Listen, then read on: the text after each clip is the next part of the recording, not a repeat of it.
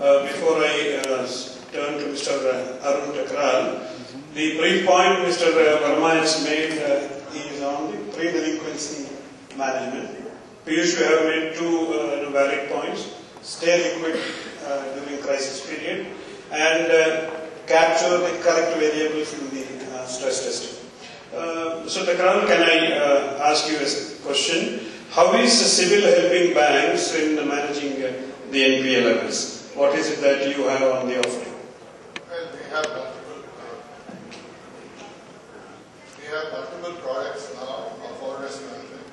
So we started off with the credit information before, which was being used, started extensively being used in 2007 for acquisition of customers. But obviously, then we came out with a score in 2008-2009, which also was being used when you were acquiring a customer. Just to give you an example in our database, for a home loan, you see in 2008, the delinquency, or 2009, the delinquency level was 3.66. And going forward, today, if you look at it, it's become 1.98. So banks are definitely using our products and being prudent and in selecting the customer. At the same time, what we observed was that earlier, when the acquisition was done by using the score, only 40% of their customers were acquired who had score over 800.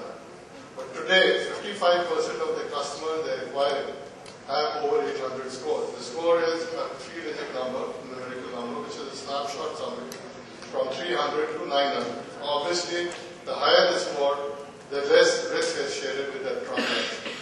Then we have custom analytics, where we can actually work with the banks and try and understand their portfolio and do studies with them and try and tell them what are the variables which are impacting their portfolio. There's a regular, people do it across the globe, there is a portfolio review which people do on their portfolio on a quarterly basis, on half-yearly basis, depending on what they need and what the segment is. But that actually would make all the difference, because as Mr. Verma rightly said, it's not fraud loss or fraud loss control, which is important, but preventing it is more important. And that is where a credit bureau plays a very, very vital role. So apart from your bank's internal data, which is already available with you, third-party data and credit data would add value and also help you to understand if your customers are being over-leveraged outside, which you would be able to take preventive measures, so that there will be flags there that you might want to contain his limit, you might want to look at how to start collecting. The focus should be different.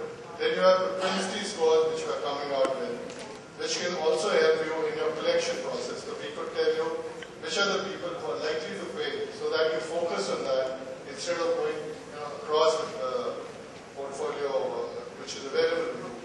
Similarly, the propensity scores also help you which are the customers we should